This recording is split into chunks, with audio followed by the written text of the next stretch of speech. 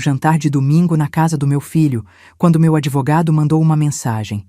Me ligue agora, não vá até lá. O que ele descobriu sobre o plano da minha nora e do meu filho mudou tudo para sempre. Minha mão tremia segurando o batom cor de vinho quando a tela do celular acendeu. Era domingo, 4:30 da tarde. Eu tinha escolhido meu vestido azul marinho, aquele que Henrique sempre dizia que me deixava elegante, e estava terminando a maquiagem. O perfume de jasmim ainda flutuava no ar do meu quarto quando li a mensagem que faria meu mundo desabar. Dona Clarice, me ligue agora. Urgente. Não vá ao jantar. Dr. Campos nunca usava maiúsculas. Nunca me mandava mensagens aos domingos. Meu coração acelerou de uma forma que eu não sentia desde o dia em que Altamiro teve o primeiro infarto, 6 anos atrás. Liguei com os dedos gelados. Ele atendeu no primeiro toque. A senhora está em casa? Sozinha? A voz dele estava carregada de algo que me assustou mais do que qualquer coisa. Pena. Estou, Dr. Campos. O que houve? Sentei na beirada da cama, porque minhas pernas já não me sustentavam direito. Dona Clarice, eu descobri algo grave, muito grave, sobre Henrique e Fabiana. Senti como se o chão tivesse sumido debaixo dos meus pés. Deixa eu explicar quem é Dr. Campos e por que ele estava mexendo na minha vida. Há 3 meses, depois de completar 68 anos, decidi finalmente organizar meu testamento. Eu sou viúva, tenho um patrimônio que construí junto com meu falecido marido Altamiro. 3 farmácias de manipulação em bairros nobres de Porto Alegre. 2 apartamentos que alugamos, a casa onde moro e uma poupança de R$890 mil. Não sou milionária, mas também não preciso pedir nada para ninguém. Dr. Campos é advogado especializado em sucessão. Foi ele quem cuidou de tudo quando Altamiro morreu. Homem sério, meticuloso, daqueles que não falam por falar. E agora ele estava do outro lado da linha me dizendo para não ir jantar na casa do meu único filho. A senhora se lembra que pediu para eu revisar todos os seus documentos antes de finalizarmos o testamento? Ele continuou, a voz controlada, mas tensa. Encontrei irregularidades sérias. Alguém abriu uma empresa usando seus dados. Meu estômago virou. Como assim, doutor? Que empresa? Uma empresa de consultoria, criada há 8 meses, e segundo os documentos que consegui acessar, a senhora aparece como sócia investidora, com assinatura reconhecida em cartório. Eu nunca assinei nada disso. Nunca. Mas eu não... Eu sei, Dona Clarice. Por isso estou ligando. Essa empresa tem dívidas. R$340 mil em débitos propositais que vão recair sobre os sócios. E um dos sócios principais é... Ele fez uma pausa dolorosa. Seu filho, Henrique, e a esposa dele, Fabiana. O mundo parou. Naquele momento, com o batom ainda na mão e o vestido azul marinho que eu havia escolhido com tanto carinho, entendi que o jantar de domingo não era uma celebração familiar. Era uma armadilha, e eu quase caí nela de cabeça. Se você quer saber como essa história termina, se inscreva no canal e ative o sininho para não perder nenhum detalhe dessa jornada. Porque o que vem a seguir, ninguém estava preparado. Preciso que você entenda quem eu sou antes de continuar. Porque o que Henrique e Fabiana fizeram não foi apenas me roubar dinheiro. Foi tentar apagar tudo que eu construí com minhas próprias mãos. Meu nome é Clarice Monteiro. Tenho 68 anos e cada ruga no meu rosto conta uma história de luta. Nasci em uma família simples de Caxias do Sul, filha de operário e costureira. Estudei farmácia trabalhando de dia como auxiliar de enfermagem. Conheci Altamiro na faculdade. Ele era 6 anos mais velho, já formado, sonhava em ter o próprio negócio. Nos casamos em 1979. Eu tinha 22 anos e uma vontade imensa de vencer na vida. A primeira farmácia de manipulação a gente abriu em 1985, num ponto minúsculo no bairro Moinhos de Vento. Eu manipulava as fórmulas, Altamiro cuidava da parte comercial. Trabalhávamos 14 horas por dia. Henrique nasceu naquele mesmo ano e eu o embalava no berço improvisado nos fundos da farmácia enquanto preparava cápsulas e pomadas. Foram anos difíceis, mas a gente cresceu. Em 1994, abrimos a segunda unidade. Em 2003, a terceira. Altamiro sempre dizia: Clarice, a gente não está construindo um negócio. A gente está construindo um legado para o Henrique. E eu acreditava nisso com cada fibra do meu ser. Quando Altamiro teve o primeiro infarto em 2016, assumi tudo sozinha. As farmácias, os funcionários, os fornecedores, as contas. Ele ficou 2 anos acamado antes de partir. 2 anos em que eu fui esposa, enfermeira e empresária ao mesmo tempo. Henrique já era adulto, trabalhava como gerente em um banco e raramente aparecia para ajudar. Mas eu nunca cobrei, nunca reclamei. Porque ele era meu filho e eu achava que ele tinha a própria vida para cuidar. Depois que Altamiro morreu, em 2019, vendi uma das farmácias. Não por necessidade, mas porque estava cansada. 62 anos, viúva recente, precisava respirar. Com o dinheiro da venda, comprei os 2 apartamentos que alugo hoje, renda passiva de R$ 6.000 mensais. As outras 2 farmácias continuam funcionando, gerenciadas por funcionários de confiança. Me dão um lucro líquido de aproximadamente R$ 15.000 por mês. Não sou rica, mas sou independente. E essa independência me custou 40 anos de trabalho duro. A casa onde moro é ampla, num condomínio tranquilo no bairro Tristeza. 3 quartos, jardim de inverno que eu mesma cuido, uma sala de estar onde ainda tem a poltrona preferida do Altamiro. Eu não quis me desfazer dela. Às vezes, sento ali e sinto como se ele ainda estivesse comigo, me aconselhando. Henrique é meu único filho. E sempre foi minha fraqueza. Ele se formou em administração, construiu carreira no Banco Meridional, chegou a gerente de agência aos 35 anos. Sempre foi responsável, sério, educado. Um filho que qualquer mãe teria orgulho. Até Fabiana entrar na vida dele. Eles se conheceram há 4 anos, em 2021. Ela trabalhava como corretora de imóveis, tinha 33 anos, 9 anos mais nova que Henrique. Bonita, loira de cabelos lisos e compridos, sempre maquiada, sempre com roupa de marca. Sorriso largo, voz doce, aquele jeito de fazer todo mundo se sentir especial. Eu gostei dela no começo.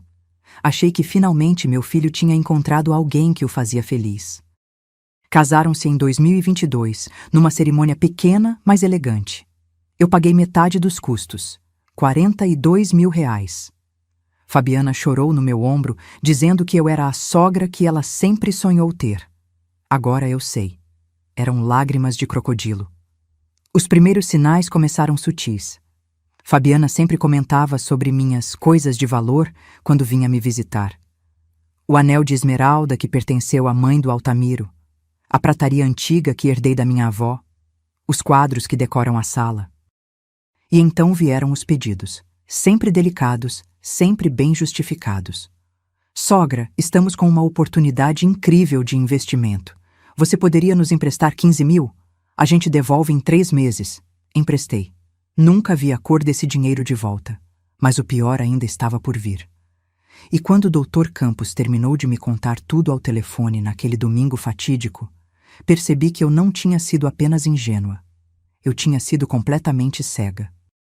Sabe aquela sensação de quando você olha para trás e percebe que todos os sinais estavam lá, gritando na sua cara, mas você escolheu não ver?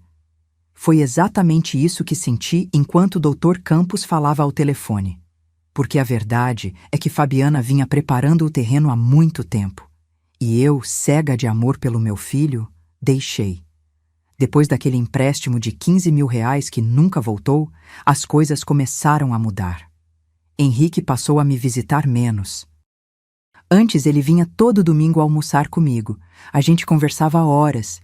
Ele me contava sobre o trabalho, os planos, a vida. Mas depois do casamento, as visitas foram ficando mais espaçadas.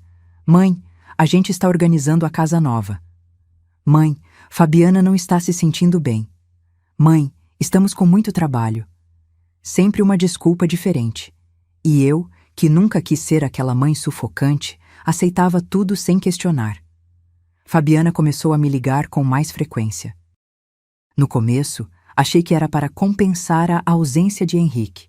Pensei que ela estava tentando criar um vínculo comigo. Conversas longas sobre amenidades, sobre decoração, sobre as amigas dela. Eu ouvia tudo com paciência, feliz por ter uma nora que se importava. Mas sempre, as conversas terminavam do mesmo jeito. Sogra, a senhora já pensou em viajar mais? Aproveitar a vida? A senhora trabalhou tanto. Clarice, essas farmácias não são um peso? Tanta responsabilidade na sua idade? Você não acha que está na hora de desacelerar? Vender uns imóveis, investir em algo mais tranquilo? Ela plantava as sementes com cuidado. Nunca era direta. Sempre jogava a ideia no ar e deixava fermentar. E teve o episódio do anel. O anel de esmeralda da minha falecida sogra, mãe do Altamiro. Uma joia linda, delicada, com pedra verde escura cercada por pequenos diamantes. Não vale uma fortuna em dinheiro, mas vale tudo em sentimento. Era a peça que Dona Irene usava todos os dias e, quando ela morreu, deixou para mim com um bilhete. Para Clarice, que cuidou do meu filho como ninguém. Fabiana viu o anel numa das visitas e ficou hipnotizada. Sogra, que anel maravilhoso! É uma antiguidade? Contei a história com carinho. Ela ouviu atenta, com aquele sorriso que eu ainda não sabia decifrar. 3 semanas depois, ela me ligou. Clarice, tem um evento importante da imobiliária. Um jantar de gala com investidores. Posso pedir um favor enorme? Me empresta o anel da Dona Irene? Só por uma noite, prometo que cuido como se fosse meu. Hesitei. Aquele anel não era para sair do meu dedo. Mas ela insistiu. Disse que seria apenas algumas horas, que ia me deixar fotografar ela, usando para eu ver como ficou lindo. Emprestei. Isso foi há 7 meses. Nunca mais vi aquele anel. Toda vez que eu tocava no assunto, Fabiana tinha uma desculpa diferente. Ai, sogra, está no cofre do banco. Estou com medo de sair com ele na rua. Estou esperando levar no joalheiro para uma limpeza antes de devolver. Nossa, me lembra na próxima vez, eu sempre esqueço de pegar. Henrique, quando eu comentava com ele, apenas suspirava. Mãe, não faz drama por causa de um anel. A Fabiana vai devolver. Drama. Ele chamou minha dor de drama. Teve também o jantar de 2 meses atrás, que agora faz todo sentido. Eles me convidaram para comer em um restaurante chique no Iguatemi. Paguei a conta, R$ 380, porque Henrique disse que estava apertado no fim do mês. Durante a sobremesa, Fabiana trouxe o assunto à tona de novo. Clarice, Henrique e eu estávamos conversando. A senhora já ouviu falar sobre doação de bens em vida? É uma estratégia inteligente para evitar impostos futuros. Meu estômago embrulhou. Mas ela continuou tranquila, como quem fala sobre o clima. Muitas pessoas estão fazendo isso. Você distribui os bens enquanto ainda está viva, mantém o usufruto, e quando chegar a hora, que esperamos que demore muito, não tem burocracia, não tem inventário complicado. Henrique concordava com a cabeça, mas evitava meu olhar. Eu fingi que estava considerando, mas por dentro algo gritava. Alerta, perigo, fuja. Vou pensar no assunto. Foi tudo o que consegui dizer. Fabiana sorriu. Aquele sorriso de quem sabe que plantou mais uma semente. As visitas deles ficaram ainda mais raras depois daquele jantar. E quando aconteciam, Henrique estava diferente. Mais seco, mais distante. Como se eu fosse um peso, uma obrigação e não sua mãe. Comecei a dormir mal. Acordava de madrugada com um aperto no peito, sem entender direito o que estava acontecendo. Altamiro sempre dizia que eu tinha um 6º sentido para pessoas falsas. Clarice, você sente quando algo não está certo. E estava tudo errado. Eu só não queria admitir. Porque admitir significaria aceitar que meu filho, o menino que embalei nos fundos da farmácia, que criei sozinha nos últimos anos de doença do pai, estava planejando algo contra mim. Até aquele domingo. até aquele telefonema que congelou meu sangue, até Dr. Campos dizer as palavras que eu nunca imaginei ouvir. Dona Clarice, eles falsificaram sua assinatura, e o jantar de hoje era para você assinar uma procuração. Uma procuração que daria a eles controle total sobre seus bens. Doutor, repete isso. Devagar. Minha voz saiu trêmula, quase inaudível. Dr. Campos respirou fundo do outro lado da linha. Ouvi o som de papéis sendo mexidos. Dona Clarice, vou te explicar tudo com calma, mas preciso que a senhora fique sentada. Está sentada? Eu já estava. Minhas pernas não me sustentariam de pé para ouvir o que vinha a seguir. Há 8 meses, em março deste ano, foi aberta uma empresa chamada HC Consultoria e Investimentos Ltda. Os sócios majoritários são Henrique Monteiro da Silva e Fabiana Correia da Silva. Até aí, nada demais.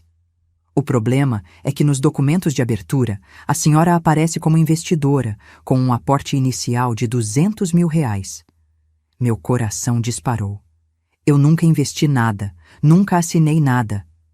Eu sei, Dona Clarice, por isso estou ligando. Quando fui fazer a varredura completa dos seus documentos para o testamento, encontrei essa empresa vinculada ao seu CPF. Fui atrás. A assinatura que está no contrato social foi reconhecida em cartório, mas... Ele fez uma pausa pesada. Não foi a senhora quem assinou? Senti náusea. Como é que eles conseguiram isso? Falsificação de assinatura é mais comum do que parece, principalmente em casos de família. Eles devem ter usado algum documento seu, talvez uma procuração antiga, um cheque, qualquer coisa com sua assinatura verdadeira, e um falsário competente consegue replicar. O cartório não tem como saber se é legítimo quando os documentos parecem em ordem. Minha mente rodava.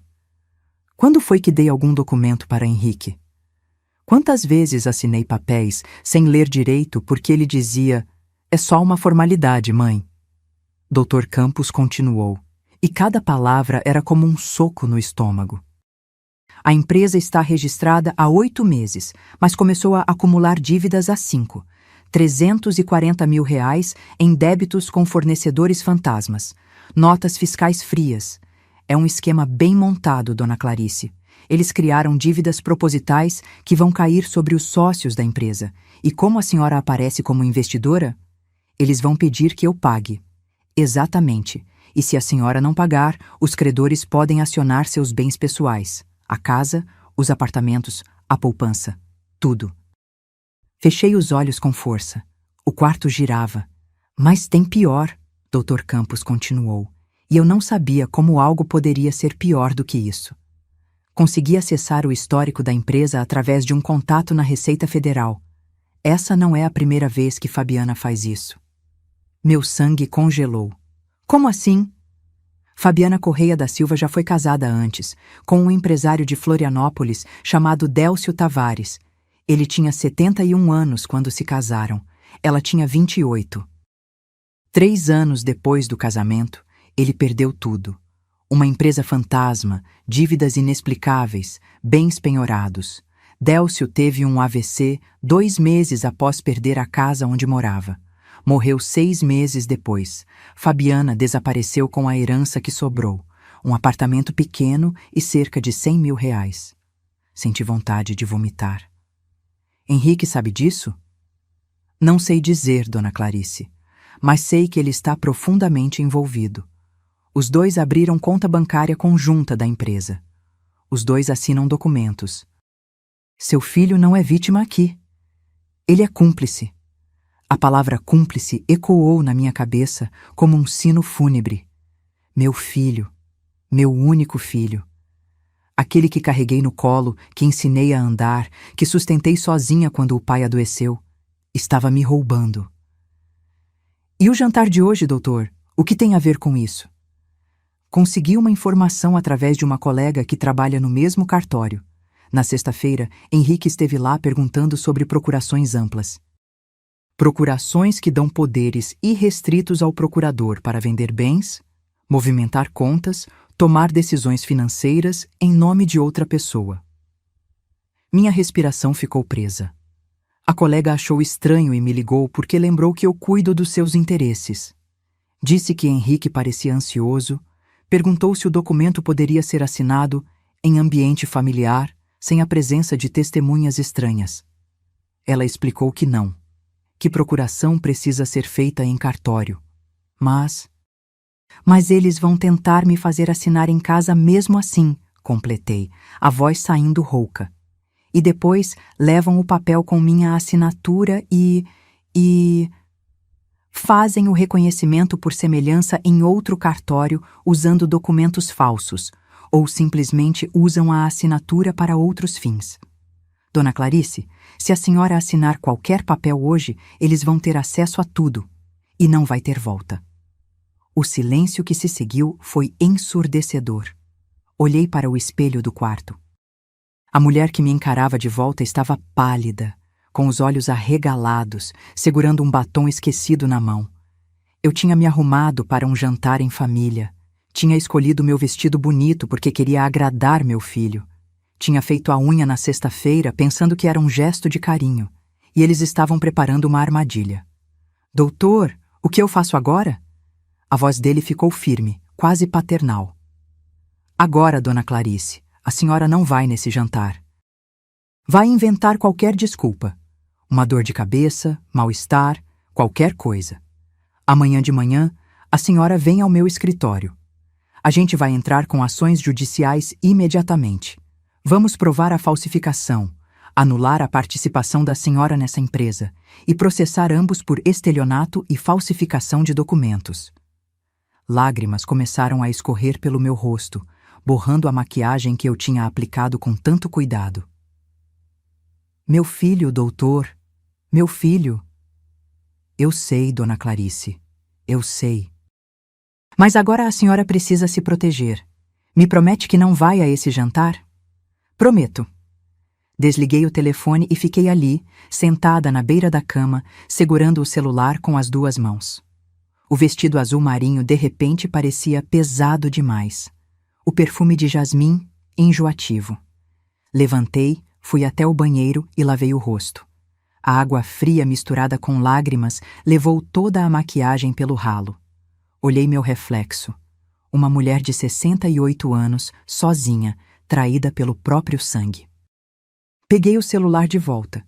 Henrique já tinha mandado 2 mensagens. Mãe, já está vindo? A Fabi fez aquela lasanha que você adora. Mãe, qualquer coisa me avisa. Beijo. Li aquelas palavras e algo dentro de mim quebrou. Não de tristeza, de raiva. Raiva de ter sido tão ingênua. Raiva de ter confiado cegamente. Raiva de ter ignorado todos os sinais porque não queria enxergar a verdade. Digitei a resposta com os dedos ainda trêmulos. Filho, não vou conseguir ir. Estou com uma enxaqueca terrível. Me desculpa. Depois a gente se vê. A resposta dele veio rápida demais.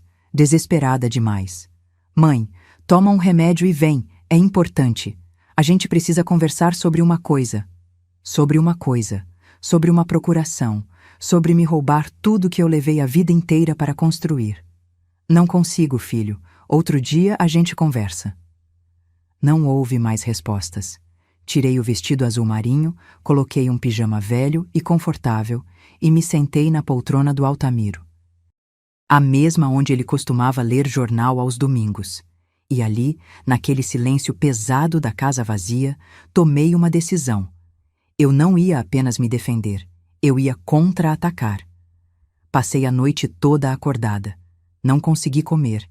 Não consegui assistir televisão. Não consegui fazer absolutamente nada além de ficar sentada naquela poltrona, olhando para o vazio, enquanto minha cabeça rodava sem parar. A casa estava silenciosa demais. O tipo de silêncio que machuca, que pesa nos ombros como uma pedra. Cada canto daquela sala me lembrava de algo. A estante onde Henrique guardava os livros de escola, a marca na parede onde ele media a altura todo aniversário, a foto da formatura dele na faculdade, com aquele sorriso largo e orgulhoso. Levantei e fui até o porta-retratos. Peguei a foto com cuidado, como se ela fosse queimar minhas mãos. Henrique tinha 22 anos naquela imagem. Capelo na cabeça, diploma nas mãos, abraçado comigo e com o pai. Altamiro ainda estava saudável, forte, sorrindo com aquele jeito dele. E eu estava radiante, porque meu filho tinha se formado, porque tínhamos vencido juntos. Lembro como se fosse ontem. Trabalhei turnos duplos na farmácia para pagar a mensalidade da faculdade particular. Henrique queria estudar na melhor, e eu fiz acontecer. Vendi o carro que eu tinha na época, um Palio vermelho que eu adorava, para pagar o último semestre quando o dinheiro apertou. Nunca reclamei. Nunca disse, você me deve isso. Porque era meu filho. E mães fazem isso. A gente se sacrifica sem esperar nada em troca, além de ver eles felizes. Mas agora, olhando aquela foto, só conseguia pensar, onde foi que eu errei? Coloquei a moldura de volta no lugar e caminhei até o quarto de hóspedes. O quarto que era do Henrique quando ele morava aqui. Abri a porta devagar. Ainda tem a cama de solteiro, o armário com algumas roupas velhas dele, a escrivaninha onde ele estudava para o vestibular. Sentei na cama e afundei o rosto nas mãos. Chorei. Chorei como não chorava desde o funeral do Altamiro, mas eram lágrimas diferentes. Não era luto pela perda de alguém que morreu. Era luto pela perda de alguém que ainda estava vivo, mas que eu não reconhecia mais. Porque o Henrique que eu conhecia, o menino que me abraçava quando eu chegava cansada do trabalho, que me ligava só para dizer "Te amo, mãe", que chorou no meu colo no dia em que o pai morreu, esse Henrique tinha sumido. No lugar dele, havia um homem que falsificou minha assinatura, que criou uma empresa fantasma, que planejou uma armadilha para me fazer assinar documentos e perder tudo. Como? Como um filho faz isso com a própria mãe? Levantei e abri o armário. Lá no fundo, guardado numa caixa de sapatos, estava um monte de cartinhas que Henrique escreveu para mim ao longo dos anos. Dia das Mães, aniversários, datas aleatórias. Peguei uma aleatoriamente. Era do Dia das Mães de 2008. Ele tinha 23 anos. Mãe, obrigado por nunca desistir de mim. Obrigado por trabalhar tanto para me dar tudo o que eu precisava. Um dia vou retribuir tudo isso. Te amo mais que tudo. Seu filho, Henrique. Retribuir. Ele disse que ia retribuir. E retribuiu me roubando. As lágrimas voltaram, mais fortes. Rasguei a cartinha. Depois rasguei outra. E outra. Até que havia pedaços de papel espalhados no chão e minhas mãos tremiam de tanta raiva. Raiva, tristeza, vergonha. Tudo misturado num nó na garganta que não descia. Olhei para o teto e falei sozinha, como se Altamiro pudesse me ouvir de algum lugar. Você está vendo isso? Está vendo o que nosso filho se tornou? A gente trabalhou tanto. Para quê? Mas Altamiro não estava ali. E eu precisava lidar com isso sozinha.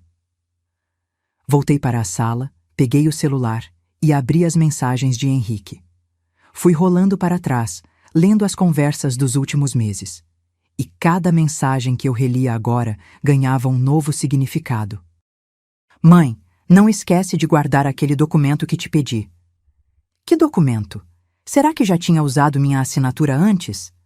Mãe, a Fabi estava comentando que seria legal você conhecer o contador dela. Ele é especialista em gestão de patrimônio. Contador. Claro. Mais uma peça do quebra-cabeça. Mãe, você confia em mim, né? Essa mensagem foi de 3 semanas atrás. E agora eu entendia. Ele estava testando, preparando o terreno. Joguei o celular no sofá e me levantei. Não ia conseguir dormir. Não ia conseguir descansar enquanto não fizesse alguma coisa.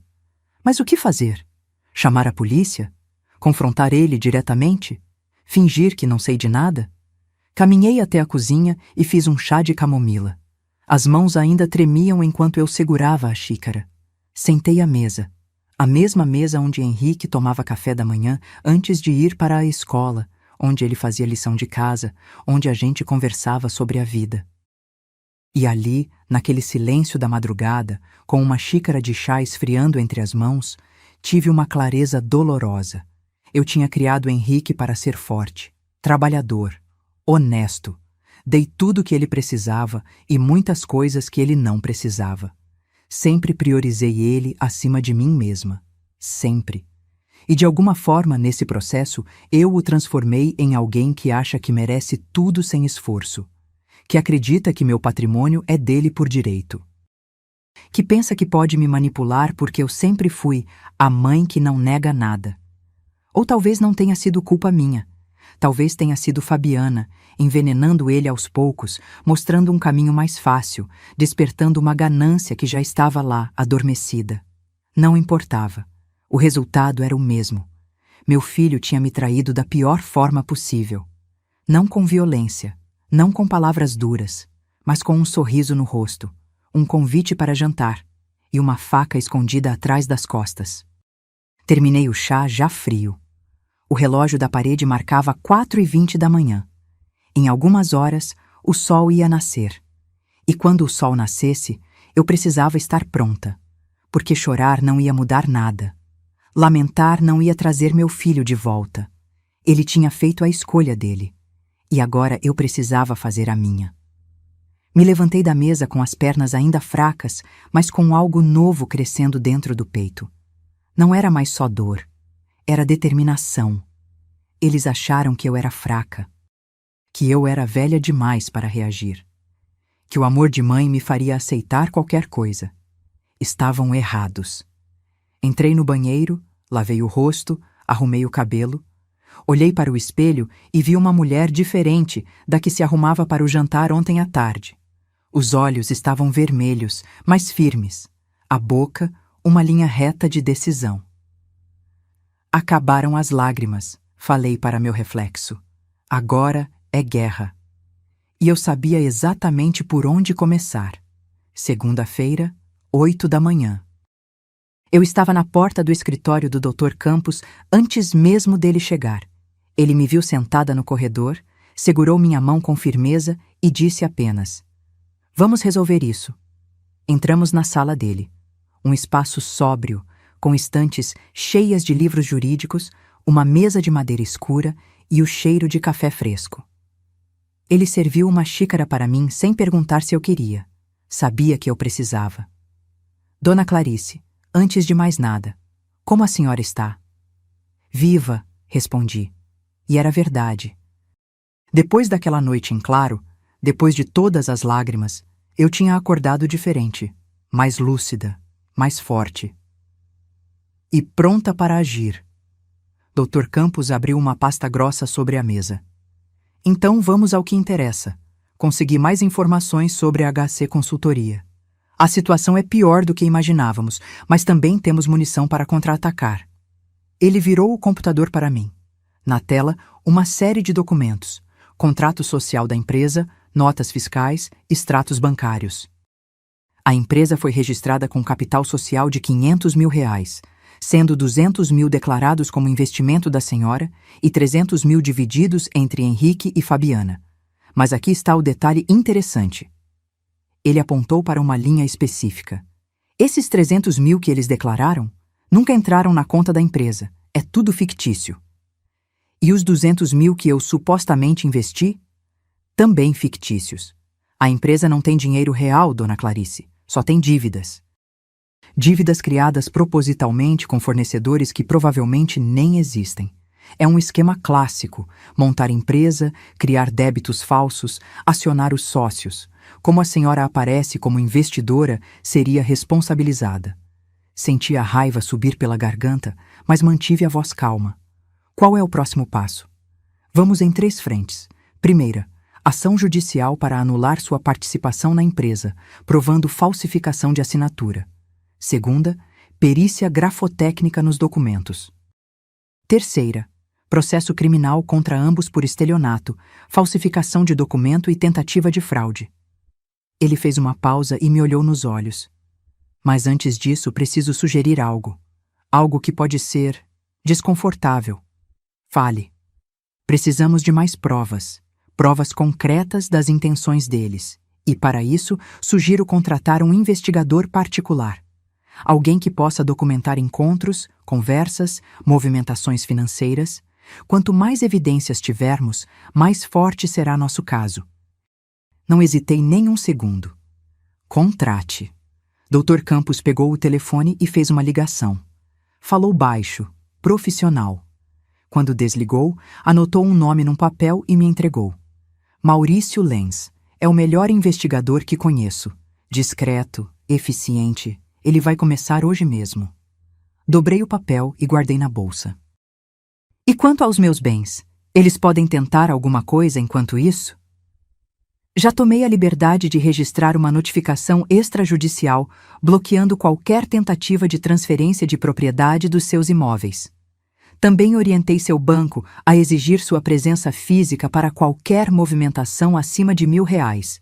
Ninguém toca no seu patrimônio sem você autorizar pessoalmente. Respirei aliviada. Pelo menos isso estava protegido. Agora, Dona Clarice, tem outra coisa que precisamos considerar. Dr. Campos cruzou os dedos sobre a mesa. Como a senhora vai agir com Henrique e Fabiana? Eles vão perceber que algo está errado quando você não aparecer, quando não responder contato. Precisamos de uma estratégia. Pensei por um momento. Uma ideia começou a se formar na minha cabeça. Vou fazer exatamente o que eles esperam de mim. Como assim? Vou ser a mãe boba, a velha ingênua. Vou atender as ligações, vou ser gentil, vou fingir que não sei de nada, enquanto isso a gente junta as provas. Um sorriso discreto apareceu no rosto do advogado. A senhora tem certeza? Vai ser difícil fingir normalidade. Eu crio esse filho há 42 anos, doutor. Se tem alguém que sabe atuar para ele, sou eu. Saí do escritório com uma pasta cheia de documentos, um plano traçado e um nome anotado. Maurício Lenz. Liguei para ele assim que entrei no carro. Maurício, meu nome é Clarice Monteiro. O Dr. Campos me passou seu contato. A voz do outro lado era grave, objetiva. Dona Clarice, já estou por dentro do caso. Preciso que me passe todos os detalhes. Endereços, rotinas, placas de carro, horários. Quanto mais informação eu tiver, melhor. Passei os próximos 20 minutos contando tudo. O apartamento onde Henrique e Fabiana moravam, um prédio no bairro Petrópolis, o banco onde Henrique trabalhava, o carro dela, um SUV branco, os lugares que costumavam frequentar. Pode deixar comigo. Em 3 dias tenho um relatório preliminar. 3 dias. Parecia uma eternidade, mas eu podia esperar. Tinha esperado uma vida inteira para descobrir quem meu filho realmente era. 3 dias eram nada. Cheguei em casa e antes mesmo de tirar a bolsa do ombro, o celular tocou. Era Henrique. Respirei fundo. Hora de atuar. Oi, filho. Mãe, que susto você nos deu ontem. Passou mal mesmo? Sua voz soava preocupada, quase convincente. Ah, filho. Foi uma enxaqueca terrível, dessas que deixam a gente prostrada, mas já melhorou. Que bom, mãe. A gente ficou preocupado. A Fabi mandou um recado, disse que qualquer coisa pode levar uma sopa para você. Fabiana, levando sopa. Como se eu fosse uma idiota que não enxerga uma cobra quando ela está na minha frente. Que amor da parte dela. Mas não precisa, estou bem. Então vamos remarcar o jantar? Sexta-feira? A gente realmente precisa conversar com você sobre uma coisa. Sobre uma procuração. Sobre me roubar. Sexta é ótimo, filho. Vou adorar. Perfeito. A gente se vê então. Te amo, mãe. Te amo. 2 palavras que antes me derretiam e agora me causavam náusea. Também te amo. Desliguei e segurei o celular com força. Estava tremendo. Não de medo. De raiva contida. Mas funcionou. Ele acreditou. Achava que estava tudo sob controle. Os dias seguintes foram os mais longos da minha vida. Continuei minha rotina normal. Acordar cedo, cuidar do jardim, ir ao mercado. Mas por dentro, estava em alerta máximo. Cada ligação de Henrique, cada mensagem de Fabiana, eu respondia com a doçura ensaiada de quem não sabe de nada. Na quarta-feira, Maurício me ligou. Dona Clarice, temos movimento. Meu coração acelerou. Pode falar. Ontem à noite, Fabiana se encontrou com um homem num restaurante no Moinhos de Vento. Não era seu filho. Consegui fotos. Silêncio pesado. Me manda. 2 minutos depois, as fotos chegaram no meu celular. Fabiana, linda como sempre, sentada numa mesa íntima com um homem de aproximadamente 40 anos. Cabelo grisalho, terno caro. Eles riam. Ela tocava a mão dele. Em uma das fotos, estavam se beijando. Senti como se tivesse levado um tapa. Não porque Fabiana estivesse traindo Henrique. Nesse ponto, nada que ela fizesse me surpreenderia. Mas porque meu filho estava sendo feito de idiota também. E parte de mim, a parte que ainda era mãe, doeu por ele. Quem é o homem? Investigando. Mas tem mais. Consegui acesso aos extratos bancários da empresa através de um contato. A HC Consultoria tem movimentações estranhas, transferências para contas de terceiros, saques em dinheiro vivo, e tem um nome que aparece muito, Juliano Paz. Quem é? Ainda não tenho certeza, mas vou descobrir. Na sexta-feira de manhã, véspera do jantar remarcado, Maurício me ligou de novo. Dessa vez, a voz dele estava diferente, mais tensa. Dona Clarice, preciso que venha até meu escritório, agora. Descobri algo que a senhora precisa ver pessoalmente. Fui imediatamente. Quando cheguei, ele tinha um envelope pardo sobre a mesa. Abriu com cuidado e espalhou várias fotos e documentos na minha frente. Juliano Paz é o homem das fotos com Fabiana. E ele é o terceiro sócio oculto da HC Consultoria. Peguei uma das fotos. O mesmo homem do restaurante. E tem mais. Maurício colocou na mesa um print de uma conversa de WhatsApp. Consegui acesso ao celular dela através de, vamos dizer, meios investigativos. Li a conversa. E cada palavra era uma punhalada. Fabiana. Calma, amor. Mais um mês e a gente tem tudo. A velha vai assinar sem nem perceber. Juliano. E o Henrique? Ele não vai desconfiar? Fabiana. Henrique é patético. Faz tudo o que eu mando. Depois que a gente conseguir os bens da sogra, peço o divórcio e ficamos juntos. Juliano. Mal posso esperar. Você é incrível, sabia? Fabiana. Eu sei. Fiz a mesma coisa com o Délcio e deu certo. Com essa velha tonta vai ser ainda mais fácil. Larguei o papel na mesa. Minhas mãos tremiam tanto que mal conseguia segurá-lo. Velha tonta. Ela me chamou de velha tonta. Maurício me serviu um copo d'água. Tem áudio também. Gravei uma conversa dela com Juliano ontem. Se quiser ouvir, quero. Ele apertou o play no celular. A voz de Fabiana ecoou, clara e venenosa. A Clarice é uma idiota. Trabalhou a vida toda e agora vai perder tudo sem nem perceber. O Henrique está completamente sob controle. Ele faz qualquer coisa por mim. Amanhã ela assina os papéis e em 2 meses a gente vende tudo. 300 mil para cada um. Depois eu me livro desse fracassado e a gente sai do país. A gravação terminou. O silêncio que ficou era ensurdecedor. Olhei para Maurício com os olhos marejados, mas não de tristeza, de fúria absoluta. Tenho tudo o que preciso? Mais do que suficiente. Com isso, eles vão responder criminalmente. Me levantei, peguei o envelope com todas as provas e guardei na bolsa. Maurício, obrigada. Quanto eu te devo? Depois a gente acerta. Agora vai para casa e descansa. Amanhã vai ser um dia longo. Voltei para casa dirigindo no automático.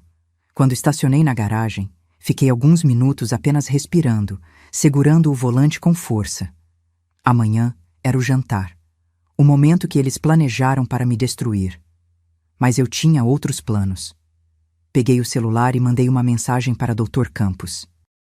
Doutor, preciso que esteja disponível amanhã à noite e traga testemunhas. Vai ter um jantar que eles nunca vão esquecer. Sexta-feira amanheceu com um céu cinzento, pesado.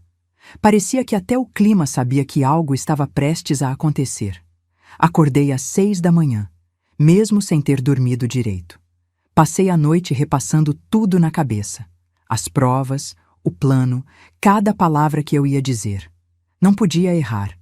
Não podia deixar a emoção falar mais alto. Fiz café e sentei à mesa da cozinha com o envelope que Maurício me deu. Abri de novo, só para ter certeza de que tudo estava ali. Fotos de Fabiana com Juliano, prints das conversas, o áudio onde ela me chama de idiota, documentos da empresa fantasma, a ficha criminal dela em Florianópolis, onde ela fez a mesma coisa com o falecido sogro anterior. Tudo ali. Todas as provas que eu precisava para destruir o plano deles. Mas quanto mais eu olhava, mais uma pergunta martelava na minha cabeça. Até que ponto Henrique sabia de tudo isso? Seria possível que meu filho realmente estivesse sendo manipulado? Que Fabiana tivesse envenenado ele aos poucos, transformando-o em cúmplice sem que ele percebesse a gravidade? Ou ele sabia exatamente o que estava fazendo? Peguei o celular e abri as mensagens antigas dele. Fui rolando, procurando algo, qualquer coisa, que me desse uma pista sobre quem ele realmente era agora. Encontrei uma conversa de 2 meses atrás. Era tarde da noite, Henrique tinha bebido e mandou uma sequência de mensagens. Mãe, você sempre trabalhou tanto. Às vezes eu penso que você merecia aproveitar mais a vida. Sei lá, viajar, descansar. Você não precisa ficar carregando esse peso sozinha. Na época, achei aquilo carinhoso. Agora, via com outros olhos. Ele estava preparando o terreno, plantando a ideia de que eu deveria me livrar dos bens, entregar tudo para ele cuidar. Continuei rolando e encontrei outra mensagem de 3 semanas atrás. Mãe, a Fabi e eu estávamos conversando. A senhora confia na gente, né? A gente só quer seu bem, sempre. Confiar. Ele perguntou se eu confiava nele e eu respondi: Filho, você é tudo que eu tenho. Confio de olhos fechados. De olhos fechados. Que ironia amarga. Joguei o celular na mesa e segurei a cabeça entre as mãos. Não queria acreditar que meu filho estava totalmente consciente do golpe. Mas as evidências não mentiam. O telefone tocou. Era Dr. Campos. Dona Clarice, bom dia. Está preparada para hoje? Preparada. O senhor confirmou as testemunhas? Confirmado. Eu, meu sócio Dr. Renato e a escrivã Beatriz. Vamos estar lá às 7 da noite, conforme combinamos. Eles não vão nos ver chegar. Vamos estacionar 2 quadras antes e entrar discretamente. Perfeito. E Dona Clarice? Tome cuidado. Gente desesperada faz besteira. Se em algum momento a senhora se sentir ameaçada, saia de lá imediatamente. Não vou sair. Esse confronto precisa acontecer. Eles precisam olhar nos meus olhos e saber que eu descobri tudo. Houve uma pausa do outro lado. A senhora é mais forte do que imaginei. Força a gente aprende quando não tem escolha, doutor. Desliguei e fui me arrumar. Escolhi uma roupa simples, mas elegante. Calça preta, blusa branca, um colar de pérolas que Altamiro me deu no nosso 30º aniversário de casamento. Queria estar apresentável, mas não vulnerável. Prendi o cabelo num coque baixo. Passei uma maquiagem discreta. Olhei no espelho e vi uma mulher que não reconhecia completamente. Mais dura, mais fria, mais viva. Às 5 da tarde, meu celular tocou. Era Henrique. Mãe, tudo certo para hoje? A gente te espera às 7. Respirei fundo antes de responder, ajustando o tom de voz para parecer normal. Tudo certo, filho. Estou até animada. Faz tempo que a gente não janta junto. É verdade. Vai ser especial. A forma como ele disse especial me deu arrepios. A Fabi preparou tudo com carinho e, depois do jantar, a gente conversa sobre aquele assunto que te comentei. Aquele assunto, a procuração, o golpe final. Claro, filho, a gente conversa. Desliguei e olhei para o relógio. 2 horas. 2 horas até o momento da verdade. Sentei no sofá e peguei a pasta com todas as provas de novo. Precisava memorizar cada detalhe, cada data, cada valor, cada mentira. Então, no meio dos documentos, encontrei algo que Maurício tinha incluído, mas que eu não tinha visto antes. Era um relatório investigativo sobre Fabiana Correia da Silva. Dados completos. Histórico. Comecei a ler, e cada parágrafo era pior que o anterior. Nome completo: Fabiana Correia da Silva. Idade: 37 anos. Naturalidade: Criciúma, SC Histórico. Casamento anterior com Délcio Tavares, 2016-2019. Empresário falecido em 2019 após perder todo o patrimônio em circunstâncias suspeitas. Investigação arquivada por falta de provas diretas, mas com indícios de fraude documental. Segundo casamento com Henrique Monteiro, 2022 presente. Relacionamento extraconjugal confirmado com Juliano Paz, desde janeiro de 2025. Juliano Paz, empresário com histórico de esquemas financeiros, já foi processado por estelionato em 2020, absolvido por falta de provas. E a parte que me fez sentir náusea. Nota do investigador. Padrão de comportamento identificado. Aproximação de homens mais velhos ou financeiramente estáveis, estabelecimento de confiança, criação de empresas fantasmas, esvaziamento de patrimônio e abandono. Suspeita-se de pelo menos 3 casos similares não documentados. 3 casos. Fabiana tinha feito isso pelo menos 3 vezes antes. E Henrique, meu filho, era apenas mais uma vítima dela. Ou seria cúmplice? Continuei lendo e encontrei algo que me gelou completamente. Eram prints de conversas entre Henrique e Fabiana. Maurício tinha conseguido acessar o celular dele também. Henrique: Fabi, tenho medo. E se minha mãe descobrir? Fabiana: ela não vai descobrir. Ela confia em você cegamente. Sempre confiou. Henrique: mas e se der errado? A gente pode ir preso. Fabiana: não vai dar errado. Você quer continuar sendo gerente de banco a vida toda, ganhando migalhas? Ou quer ter uma vida de verdade? Sua mãe tem quase 1 milhão guardado. 1 milhão, Henrique, e ela nem usa. Henrique: eu sei, mas é minha mãe. Fabiana: e ela teve uma vida boa. Trabalhou, construiu patrimônio, aproveitou. Agora é sua vez, nossa vez. Ou você vai esperar ela morrer para herdar? Pode demorar anos. E até lá, a gente vai estar velho também. Henrique: você tem razão. Desculpa, estou sendo fraco. Fabiana: você não é fraco, amor. Você é inteligente. E na sexta, a gente finaliza isso. Ela assina os papéis e em 2 meses estamos ricos. Larguei o celular na mesa como se ele estivesse queimando. Ele sabia. Henrique sabia de tudo. Ele tinha dúvidas. Sim, tinha medo. Mas escolheu continuar. Escolheu me trair. Não era manipulação. Era ganância. Me levantei e caminhei até a janela. Lá fora, o céu estava ficando escuro. A chuva começava a cair, fina e constante. Pensei em tudo que fiz por ele. Todas as noites que trabalhei dobrado para pagar a escola dele. Os sonhos que engoli para realizar os dele. O carro que vendi, as roupas que deixei de comprar, as viagens que nunca fiz. E ele retribuiu assim. Olhei para o relógio. 6h15. 45 minutos. Peguei a bolsa, coloquei a pasta com as provas dentro, vesti um casaco leve. Antes de sair, passei pela sala e olhei uma última vez para as fotos na estante. Henrique bebê. Henrique criança. Henrique adolescente. Henrique formado. Todas essas versões dele tinham morrido. O homem que ia me encontrar hoje não era mais meu filho. Era um estranho usando o rosto dele. Tranquei a porta de casa e entrei no carro. As mãos não tremiam mais. O coração batia firme, controlado. Dirigi devagar até o apartamento deles. O prédio era moderno, com portaria eletrônica e jardim na entrada. Um lugar bonito, caro. Pago em parte com o dinheiro que pediram emprestado de mim e nunca devolveram. Estacionei, respirei fundo 3 vezes e subi.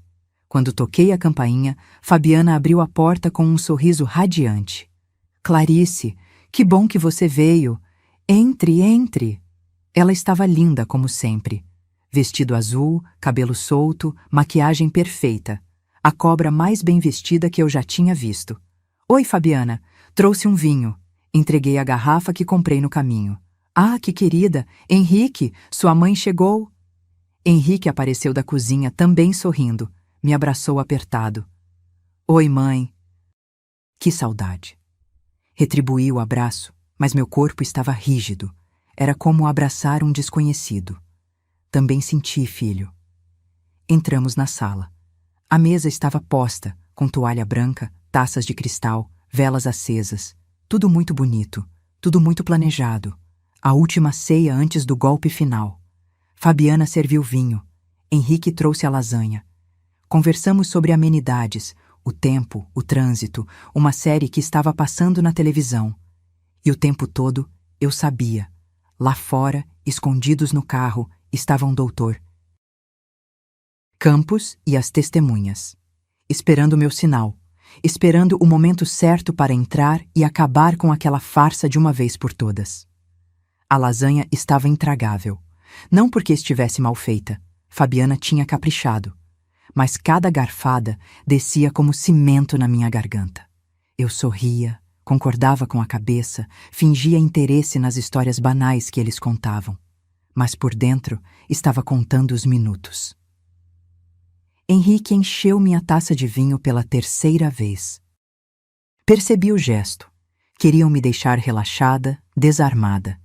Bebi pequenos goles, sempre deixando a taça quase cheia. Precisava estar completamente lúcida para o que vinha a seguir. Mãe, você está quieta hoje. Henrique me olhou com aquela expressão de preocupação falsa. Tudo bem? Estou ótima, filho. Só cansada. A semana foi corrida. Fabiana se levantou para buscar a sobremesa, um pudim de leite que ela disse ter feito especialmente para mim. Quando voltou, trouxe também uma pasta preta debaixo do braço. Meu estômago apertou. Era a hora. Clarice, antes da sobremesa, a gente queria conversar com você sobre uma coisa importante. Fabiana colocou a pasta sobre a mesa ao lado do meu prato. O sorriso dela continuava doce, mas havia algo nos olhos. Ansiedade. Urgência. Pode falar, querida. Henrique trocou um olhar rápido com ela. Um olhar que eu não era mais capaz de interpretar como cumplicidade de casal. Era cumplicidade de crime. Mãe, a gente sabe que você tem trabalhado muito. Gerenciar as farmácias, os aluguéis, toda a burocracia. Ele fez uma pausa calculada. E a gente estava pensando, a senhora não quer descansar um pouco, aproveitar a vida, viajar? Lá vinha, o discurso ensaiado. Viajar seria bom mesmo, respondi, mantendo o tom leve. Sempre quis conhecer Portugal. Exatamente. Fabiana bateu palmas animada. E para isso, a senhora precisa se livrar dessas preocupações. Por isso, Henrique e eu preparamos uma solução. Ela abriu a pasta e tirou um documento. Várias páginas grampeadas, com marca d'água oficial, carimbo de cartório falso nas margens. Isso aqui é uma procuração especial. Fabiana deslizou o papel para mim com o dedo perfeitamente pintado de vermelho. Com ela, a gente pode cuidar de toda a parte burocrática para você. Pagamentos, gestão dos imóveis, movimentações bancárias, tudo. Você fica livre para viver e a gente cuida do resto. Peguei o documento e fingi que estava lendo com atenção. As palavras estavam ali, técnicas e frias, poderes irrestritos, vendas de bens, movimentação financeira total. Era exatamente o que Dr. Campos tinha previsto. A armadilha completa, impressa em papel timbrado.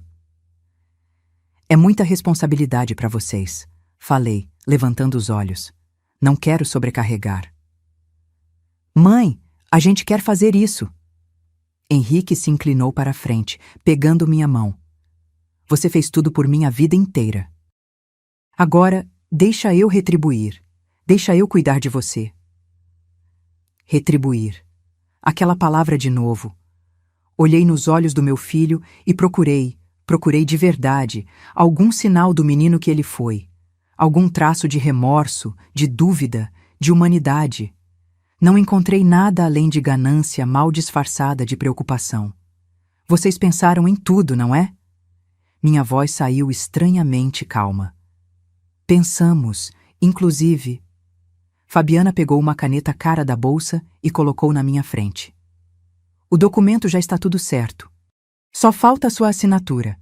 Podemos resolver isso agora mesmo, e você sai daqui livre, leve e solta. Livre. Que piada cruel. Peguei a caneta. Henrique e Fabiana se entreolharam, um sorriso de vitória quase escapando dos lábios dela. Coloquei a ponta da caneta sobre a linha da assinatura. E parei.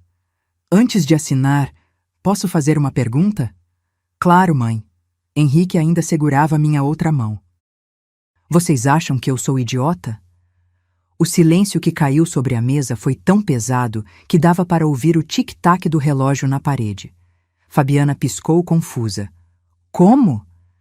Larguei a caneta sobre a mesa com um estalo seco. Eu perguntei.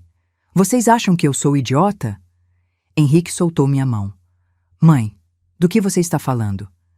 Me levantei da cadeira, peguei minha bolsa e tirei a pasta que estava lá dentro. A pasta com todas as provas.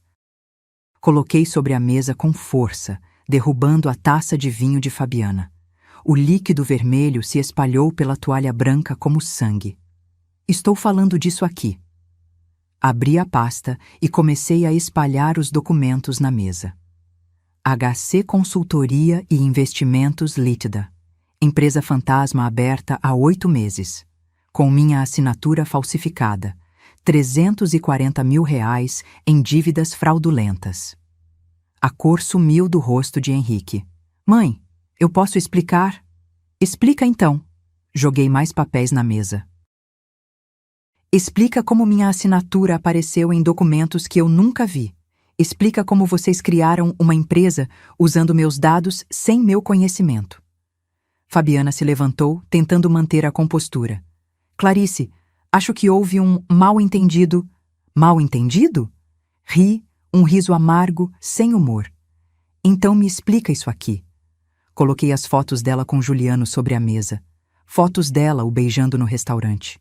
Fotos dos dois entrando juntos num hotel. O rosto de Henrique se contorceu em choque. O quê? Fabi, quem é esse homem?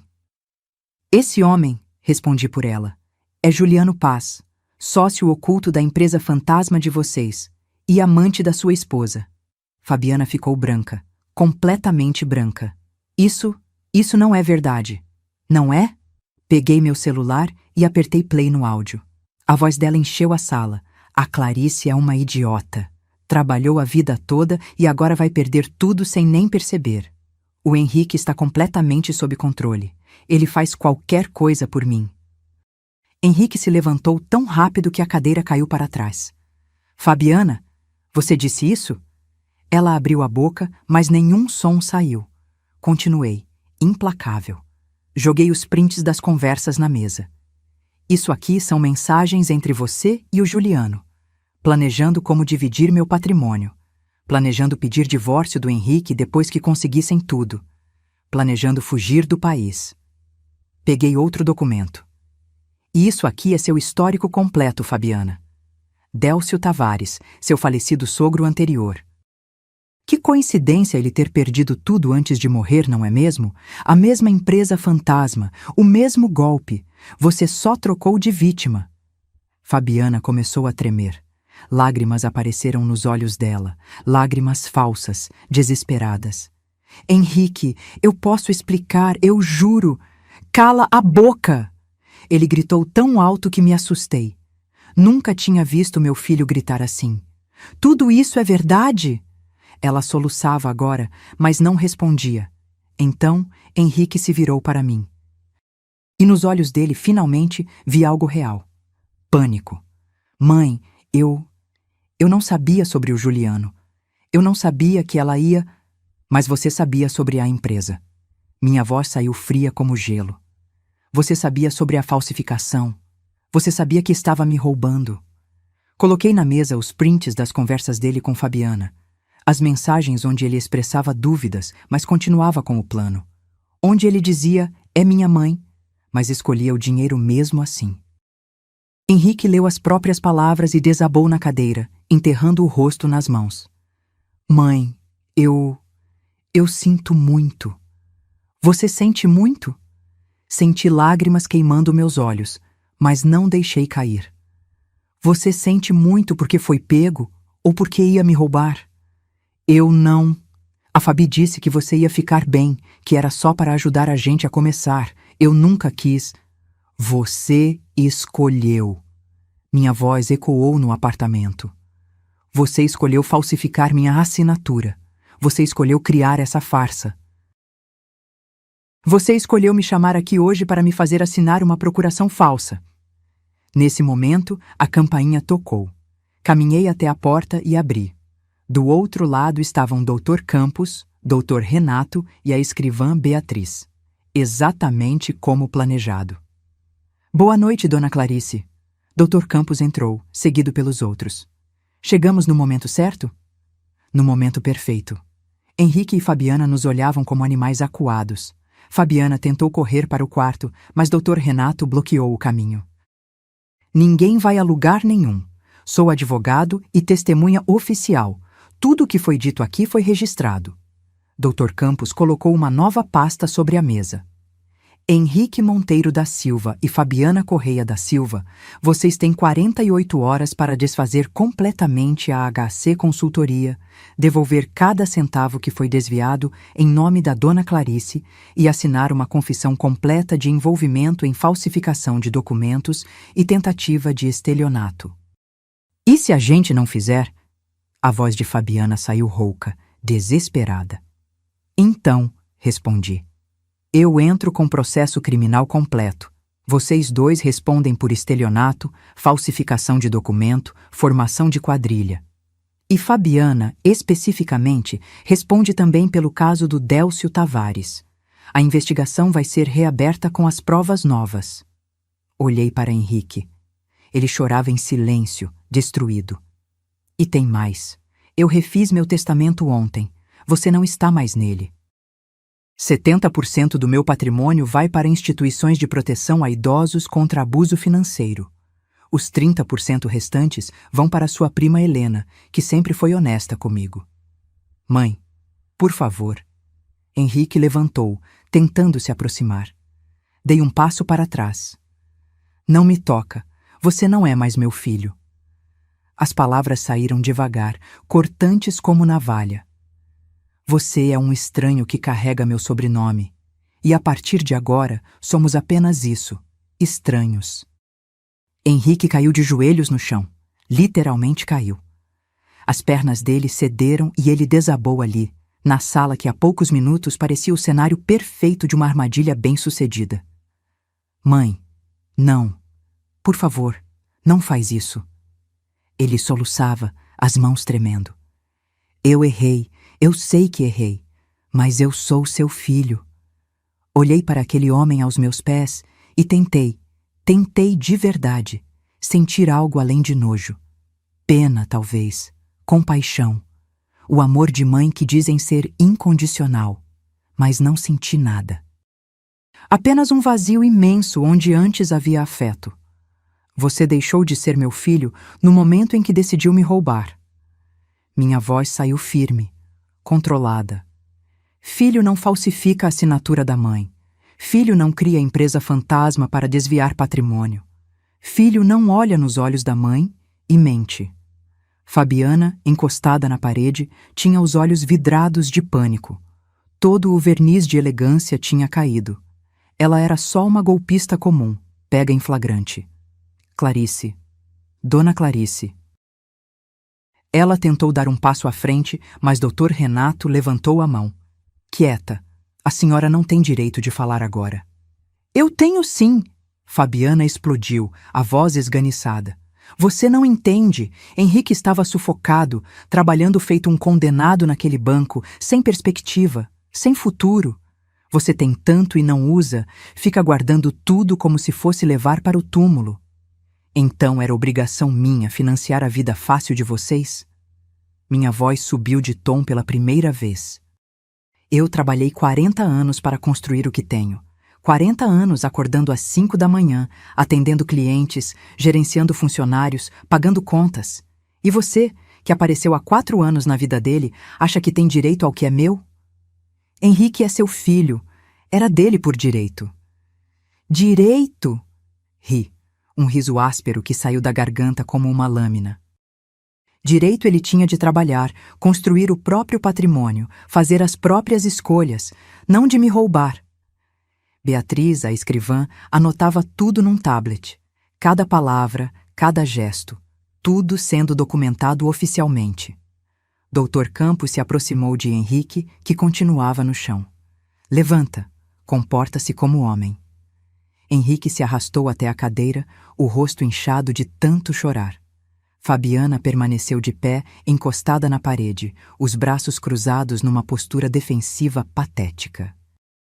Vocês têm 48 horas, Dr. Campos repetiu, tirando um documento da pasta.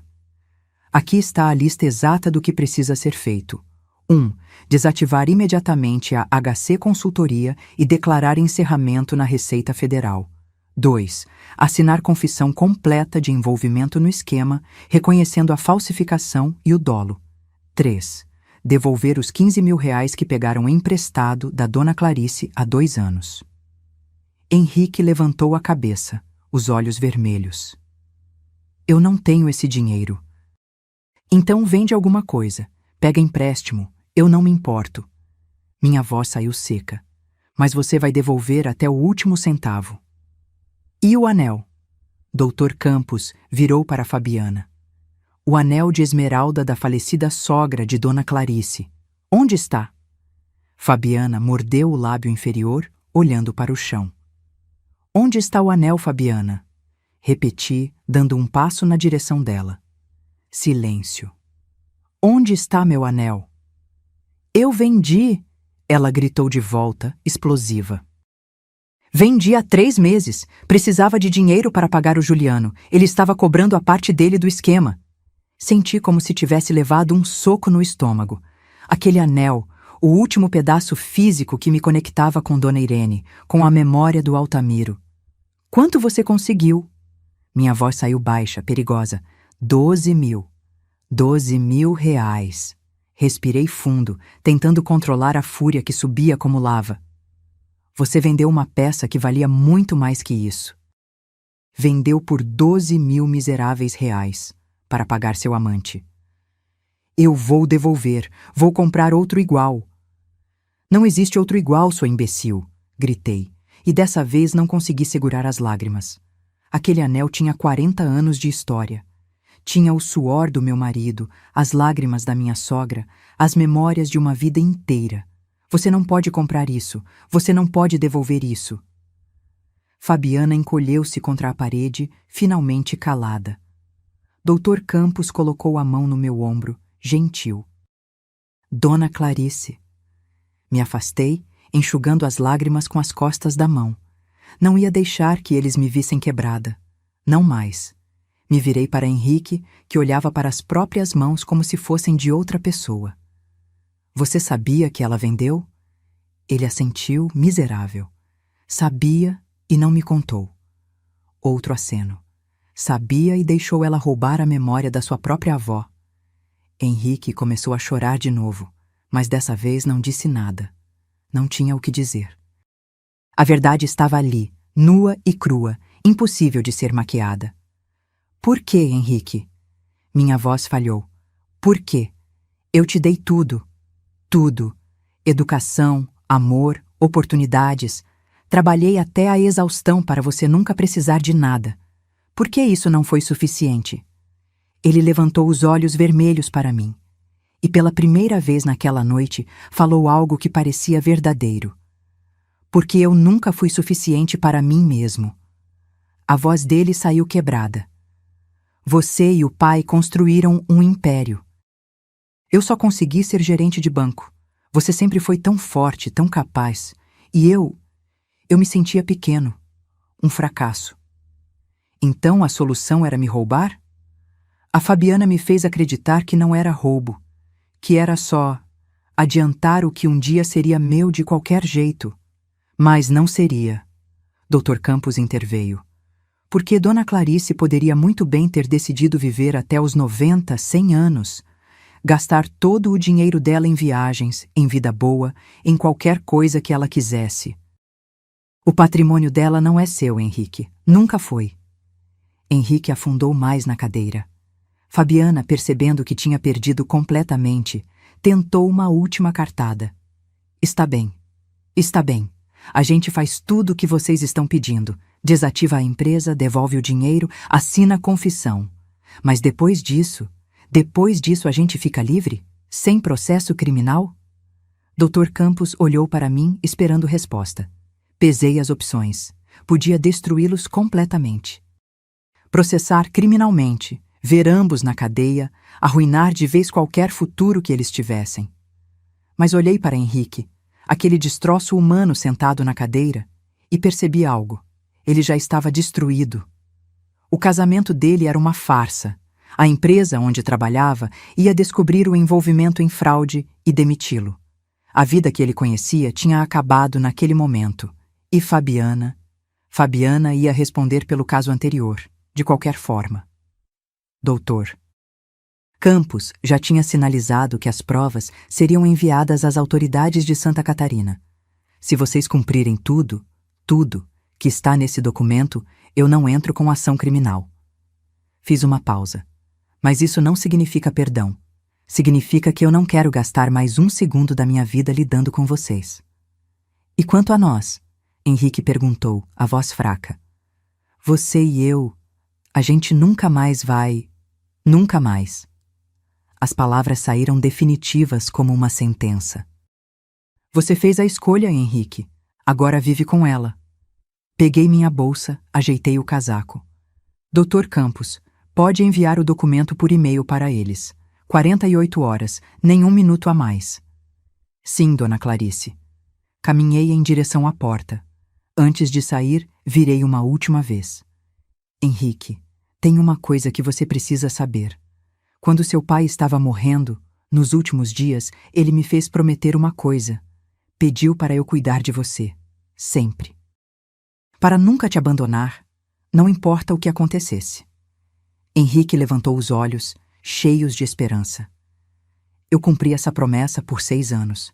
Mas hoje eu te liberto dela. E me liberto também. Saí e fechei a porta. No corredor, minhas pernas fraquejaram. Dr. Renato me segurou pelo braço. Calma, Dona Clarice, respira. Respirei fundo, 3 vezes. O ar entrava e saía com dificuldade, como se meus pulmões tivessem esquecido como funcionar. Está feito, murmurei. Acabou. A senhora foi incrível lá dentro, Beatriz disse, com admiração genuína na voz. Nunca vi ninguém enfrentar uma situação assim com tanta dignidade. Dignidade. Era isso que restava. Não o amor de filho, não a família que sonhei ter, apenas dignidade. Descemos pelo elevador em silêncio. Quando chegamos no estacionamento, parei antes de entrar no carro. Doutor, eu fiz a coisa certa? Dr. Campos me olhou com aqueles olhos experientes que já tinham visto tantos dramas familiares. A senhora protegeu o que é seu, impôs limites onde deveria ter e ensinou uma lição que ele nunca vai esquecer. Sim, Dona Clarice, a senhora fez a coisa certa. Entrei no carro e dirigi para casa no automático. As ruas estavam vazias, a chuva tinha parado e a cidade parecia estranhamente silenciosa. Quando cheguei em casa, a primeira coisa que fiz foi tirar os sapatos. Depois, o casaco. Depois, o colar de pérolas. Fui até o quarto, abri o armário e peguei uma caixa que estava guardada lá no fundo. Dentro dela, fotos antigas. Eu e Altamiro jovens. Henrique bebê. Henrique criança. A família que um dia fomos. Olhei cada foto com calma, memorizando aqueles rostos, aqueles sorrisos. E então, com mãos firmes, coloquei a caixa de volta no armário. Bem no fundo. Algumas memórias precisam ficar guardadas. Não esquecidas, mas distantes o suficiente para não doerem todos os dias. Sentei na poltrona do Altamiro, a mesma onde passei a noite em claro dias atrás. E ali, sozinha na casa silenciosa, finalmente consegui respirar. 3 meses se passaram desde aquela noite. 3 meses que pareceram 3 anos. Ou 3 dias. O tempo ficou estranho para mim, elástico, ora arrastado, ora veloz demais. Henrique e Fabiana cumpriram o acordo. Nas 48 horas exatas, Dr. Campos recebeu todos os documentos. A HC Consultoria oficialmente encerrada, a confissão assinada, comprovante de transferência dos R$15 mil de volta para minha conta. Não tive notícias diretas deles. Soube por terceiros, porque a vida de uma cidade pequena é assim, todo mundo acaba sabendo de tudo. Fabiana pediu divórcio 2 semanas depois. Mudou-se para o Rio de Janeiro, tentando recomeçar longe dos olhos curiosos. Mas as autoridades de Santa Catarina reabriram a investigação sobre a morte de Délcio Tavares. Com as provas novas que Dr. Campos enviou, ela está respondendo processo por estelionato e falsificação. Ainda não foi condenada, mas a ficha dela ficou marcada para sempre. Juliano Paz desapareceu, literalmente. Fechou as redes sociais, abandonou o apartamento onde morava. Correu igual rato quando o navio começou a afundar. E Henrique perdeu o emprego no banco. Quando a instituição descobriu o envolvimento dele em fraude documental, não teve conversa.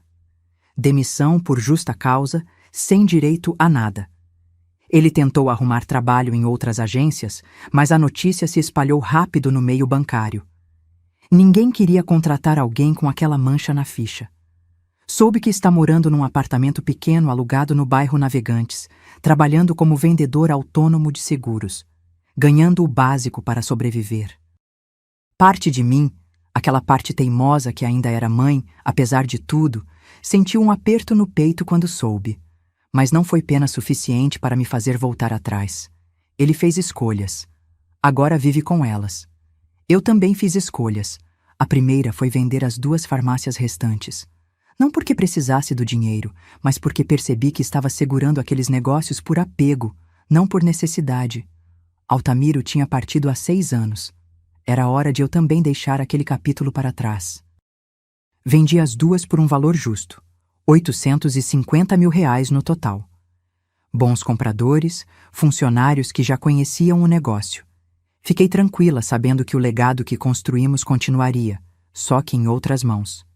Com esse dinheiro e o que já tinha guardado, fiz algo que nunca imaginei que teria coragem de fazer. Viajei. Fui para Portugal, sozinha. Passei 45 dias percorrendo Lisboa, Porto, Coimbra, os vilarejos do Alentejo. Comi bacalhau em restaurantes de esquina, bebi vinho do Porto olhando o Rio Douro, caminhei pelas ruas de pedra até os pés do Érem. E pela primeira vez em décadas, eu não estava cuidando de ninguém. Não tinha que dar satisfação para ninguém. Não tinha que ser forte para ninguém, além de mim mesma. Foi libertador de um jeito que eu não sabia que era possível. Quando voltei, a casa me pareceu diferente. Menor, talvez. Ou eu que tinha crescido por dentro.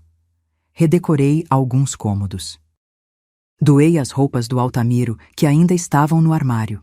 Estava na hora. Transformei o quarto que era do Henrique num ateliê. Comecei a pintar.